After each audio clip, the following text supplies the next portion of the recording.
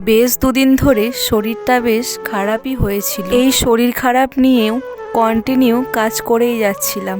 আজ ভাবলাম একটু রেস্ট নেওয়াই যাক। আজ ছিল সানডে। সো হ্যালো এভরিওয়ান, কেমন আছো সবাই? আশা করছি সবাই খুব ভালো আছো এবং সুস্থ আছো। সকাল সকাল রোদ পোয়ানোর পর তারপর বাইরে এসে দেখলাম বাড়ির পেছনে কালুর 3টে ছানা হয়েছে। তারপর ওদেরকে নিয়ে একটু খেলছিলাম। তারপর স্নান টান করে ভাত খেয়েও নিলাম। চলো আজকে আমি তোমাদের সাথে শেয়ার করব এই মানুষটাকে নিয়ে কিছু কথা। যত দিন যাচ্ছে না এই মানুষটা আমার কাছে তত বেশি কাছের হয়ে উঠছে। আমি জানি হয়তো এই মানুষটা কারো কারো কাছে অনেক বেশি পছন্দের, আবার কারো কারো কাছে অনেক বেশি অপছন্দের। এই মানুষটা না থাকলে এত সুন্দরভাবে আমি কখনোই থাকতে পারতাম না। আমি জানি না ও কেন এত সহজেই আমার মনের কথাগুলো কিভাবে ঠিক বুঝেই যায়। আস্তে আস্তে ওর বিষয়ে আমি তোমাদের সাথে সবকিছুই শেয়ার করব।